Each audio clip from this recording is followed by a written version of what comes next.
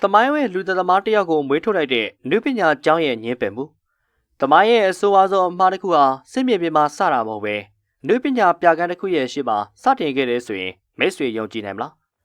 းကျွန်တော်တို့ဒီနေ့မြင်တွေ့နေရတဲ့ကမ္ဘာမြေပုံကျွန်တော်တို့သင်ယူခဲ့ရတဲ့သမိုင်းစာအုပ်တွေဟာ1909ခုနှစ်ကအနုပညာအကယ်ဒမီရဲ့အခန်းငယ်လေးတစ်ခုထဲမှာထာဝရပြောင်းလဲသွားခဲ့ရပါတယ်လူသမားတယောက်ကိုဘယ်အရာကဖန်တီးခဲ့တာလဲနိုင်ငံရေးအယူအဆတွေလားဒါမှမဟုတ်ရင်ပျက်စီးသွားတဲ့အိမ်မက်တွေလာ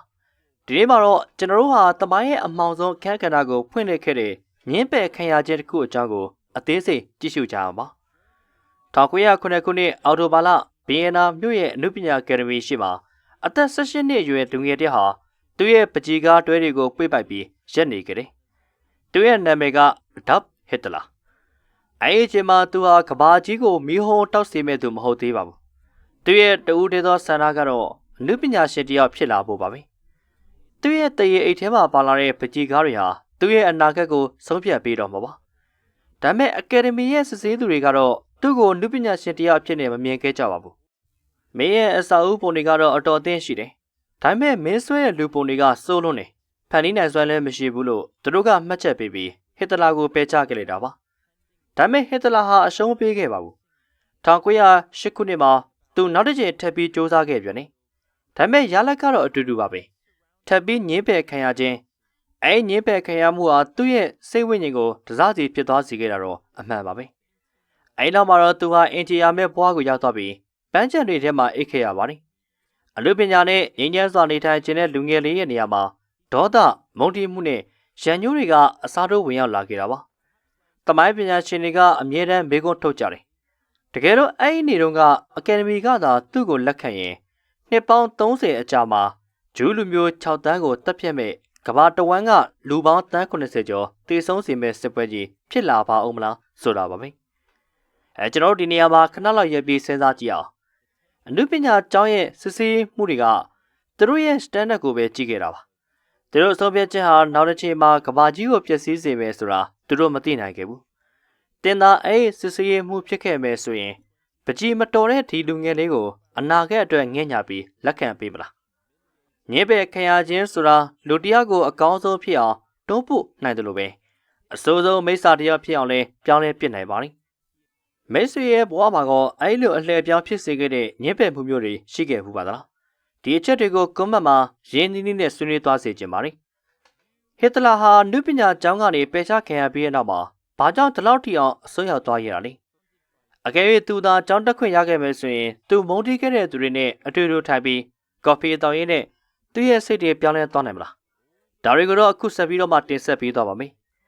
ဒါပေမဲ့ဒီနေရာမှာကျွန်တော်တို့သတိထားရမယ့်အချက်တွေကဟစ်တလာသာနုပညာရှင်ဖြစ်သွားခဲ့မယ်ဆိုရင်တော့ကဘာကြီးကငြိမ်းချမ်းသွားမှာလားဆိုတာပါပဲအဖြေကတော့စိတ်မကောင်းစရာကောင်းတဲ့မဟုတ်ဘူးဆိုတာကိုပဲရလာမှာပါ1914ခုနှစ်ဇွန်လမှာဆာဘီးယားအမျိုးသားရေးဝါဒီတယောက်ကဩစတြေးလျဟန်ဂေရီထိနှန်းကိုဆက်ခံမဲ့အရှေ့မဲသားဖရန့်ဖာရီနန်ကိုလှုပ်ချန်လိုက်တဲ့အခါမှာ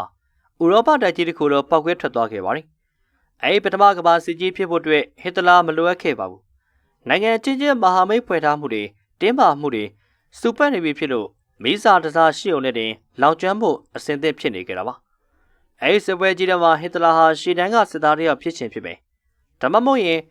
ဘာဗရီးယားမှာပကြီးစွမ်းနေခဲ့တဲ့တာမန်အရက်သားတယောက်ဖြစ်ခြင်းဖြစ်မယ်။ဒါပေမဲ့ဂျာမနီကတော့စစ်ရှုံးမှာပါပဲ။ဘာဆိုင်စာချုပ်ကလည်းဂျာမနီကိုနင်းချေထားအောင်မှာပါပဲ1923ခုနှစ်ကိုရောက်တဲ့အခါမှာဂျာမနီရဲ့စီးပွားရေးဟာအဆိုးဆုံးခြေအနေကိုရောက်ခဲ့ပါတယ်။ပါမွန်တလုံးဝယ်ဖို့ငွေတွေကိုတွန်းလဲနဲ့တွန်းခဲ့ပြီးတိုက်ယူရတဲ့အထိကိုပဲငွေကြေးဖောင်းပါမှုတွေဖြစ်ခဲ့ပါတယ်။တနိုင်ငံလုံးကလူတွေဟာအရှက်ရနေကြပြီးဒေါသထွက်နေကြသလိုသူတို့ဟာအဖြစ်တင်ဖို့တစုံတရာကိုရှာနေကြတာပါ။ဒီအခြေအနေကိုဟစ်တလာကဖန်တီးခဲ့တာမဟုတ်ပါဘူး။သူကအတုံးချခဲ့တာဖြစ်ပါတယ်။အကယ်၍သူသာပကြီးဆွဲနေမယ်ဆိုရင်တော့အဲ့လက်ဟာသွားတဲ့နေရာကိုဖြည့်ဆည်းဖို့အတွက်အကြအစွန်းရောက်ခေါင်းဆောင်တယောက်ကတော့ပေါ်လာမှအသေးချပါပဲ။နာဇီပါတီဆိုတာကလည်းဟစ်တလာမရှိခင်ကလေးကနေရှိနေကြတာပါ။အဲဒါကြောင့်စစ်ပွဲကတော့ဖြစ်လာနိုင်ပါတယ်။ဒါပေမဲ့လူပေါင်း6တန်းကိုဓာတ်ငွေခန်းနေတဲ့ထည့်ပြီးတော့မှစနစ်ကျနဲ့တပ်ဖြတ်တဲ့အထိရက်စက်တဲ့လုပ်ရမျိုးဖြစ်လာဖို့ကတော့ခဲရဲပါတယ်။ဒါဟစ်တလာရဲ့တူးတဲ့သောကိုပိုင်မုန်းတရားကတမိုင်းကိုပြီးခဲ့တဲ့အမဲဆက်ကြီးဖြစ်ခဲ့တာကြောင့်ပါပဲ အကယ်၍ဟစ်တလာသာနုပညာရှင်ဖြစ်သွားခဲ့မယ်ဆိုရင်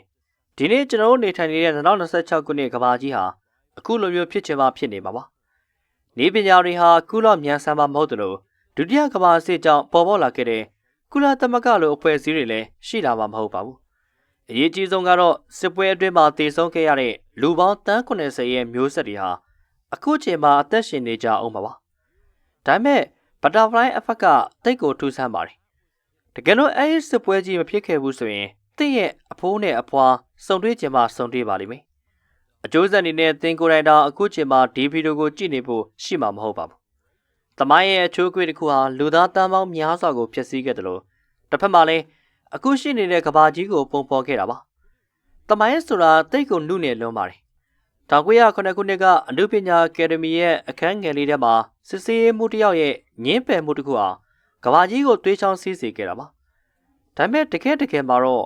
ဟစ်တလာဟာသူ့ရဲ့ပါရမီကြောင့်အောင်မြင်ခဲ့တာမဟုတ်ပါဘူး။လူထဲမှာရှိနေပြီးသားအမုန်းတရားတွေကိုလက်နက်တစ်ခုလိုသုံးချနိုင်ခဲ့လို့သာဖြစ်ပါတယ်။ကဲ